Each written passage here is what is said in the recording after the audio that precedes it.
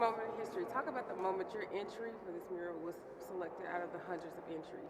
Oh, well, that was kind of a day where you go, like that. I mean, it's incomparable, the feeling that you have just having been through the whole process, which was several months, and then to get the word finally that you had won it. I was actually astounded because I didn't think there was any way that I would be able to win it, to be honest. So anyway, it was a big day in my life. That's awesome. That's awesome. So I know I haven't seen it, but I've heard rumors that it features 4 native Ohioans. And so out of the Yes. 25, how did you come up with that 4? How for? No. Good. That's a really good question because, potentially, well, 31 astronauts, 26 that are native-born Ohioans were astronauts, and then another 5 that are called the honorary astronauts. So you got all those people. They all deserve credit for the accomplishments that they've had, but I couldn't get 31 people or even 26 people in a painting, so I had to reduce it, down to the essentials.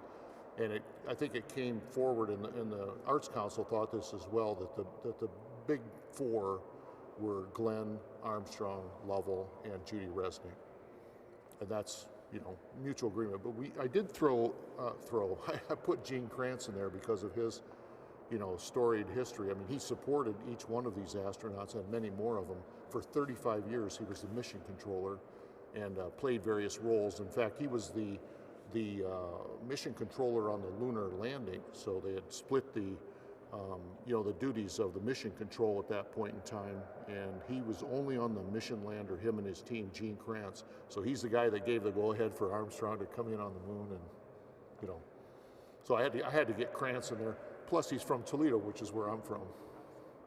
So give me some background on the storylines for this mural. Well, the storyline's actually fairly simple, but I would say at a high level, it's the history of NASA. Honestly, in these 5 people, the whole history of NASA is there. You've got the beginning of space travel with the Mercury 6, that was John Glenn. You got the moon landing and the Atlas V rockets, that Werner von Braun had brought from Germany. His technology eventually coalesced into the Atlas V, which is the largest rocket of all time. And then you have Judy Resnick, which represents the shuttle era, coming forward from there, and this transition, from simpler type of aircraft to very sophisticated aircraft. And then Jim Lovell, probably NASA's greatest achievement was the saving of that that mission with Lovell.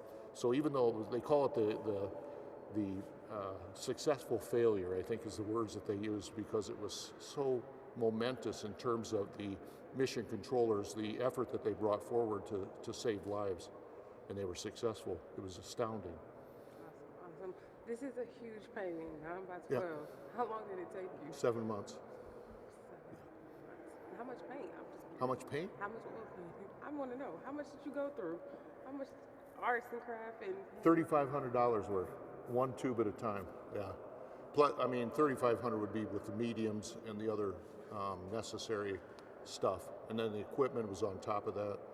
A special scaffold had to be built, and there were some other logistical things. So it was, quite an effort, more than I've ever had to put in before. wow. So how did you? I've heard that you worked closely with families to create this mural with Astronaut Families. How was that experience? Mostly with the families of the astronauts.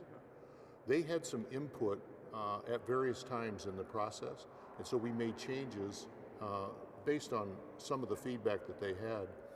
So that's how that went. I didn't have any contact with the family. Okay. It would have been nice to, but it wasn't necessary. The Arts Council people and Charlie Moses and Laura handled that part of it, where they took the feedback and then they just communicated it to me on the phone, and then I acted on all of it. So it was a kind of a team effort. Interesting. All right. So let me ask you, from my anchors, they wanted to know, we've heard that John Glenn's family wanted a different portrait than the first one selected. Can you speak on that? Say that one more time. The family of John Glenn wanted a different portrait compared to this one right here. Can you speak on that? Well, when I first started thinking about the project, I thought, well, I'll have some of the faces, just their, a little bit of adornment of their equipment. I got to have one with a space helmet on, because that's, it's space, right? Well, John Glenn's family thought that it didn't do John justice to have his face behind behind a helmet, and plus he's a really good-looking man.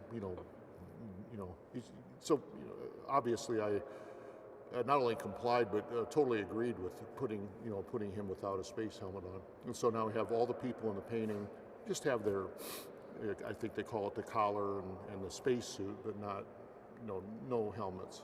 Okay. That way you can see the face better. Gotcha. Yeah. This is the first installment in 66 years in the State House. Talk about that moment for you. The moment of seeing it in the State House? Or knowing that it's going to be here after 66 years of another installment. How does that feel? I can only project forward and, have pride that maybe 200 years from now this will still be here. So, I mean, that's pretty awesome. No other artwork I've done will probably be around at that time, but this will be. I mean, the State House is always going to be here, so this will be here. So Long after I'm forgotten. You'll never be forgotten. Thanks. Never. Yeah, thank you. How does it feel to be across from the Wright Brothers mural? That is particularly awesome. I mean, one of my favorite artists is Howard Chandler Christie, and he has two paintings on the other side. It would have been very, very, important to me if I could be across from one of those. But the Wright Brothers painted by Dwight Muchler, because of the subject matter and how it ties in with the astronauts, that has special resonance for me. And also, I've done a lot of aviation work, so I mean it's where it should be. It was the only place left, actually. There's no more spaces on the walls. Touche. And final question: do you hope future generations will learn? What would you hope future generations will learn from looking at your mural? I've been surprised. I've kind of done an informal poll of many people, right, where I show them a picture of the painting, and I say, now, do you know who these people are? And even people in their 40s, late 40s, they maybe kind of know one of them or two of them, but anybody below that, 30s, 20s, they don't recognize the faces and maybe don't even know the names. To me, that's kind of a horror because it's part of our history. It's an important part of Ohio history. So to not recognize the faces of these people, I don't know, it's kind of a shame. So I hope that it allows people to see what they look like, see that they're just normal people like the rest of us, and that's the way I tried to paint them. I didn't paint them as big heroes. I painted them as real people. That was one of my precepts going in that I was going to try to hew to. Anything else you want to say before we wrap up this? Well, it took 7 months, 1,000 hours, and 50 years for me to paint this. So, Well, thank you so much for Thanks. your time, Bill. Appreciate it.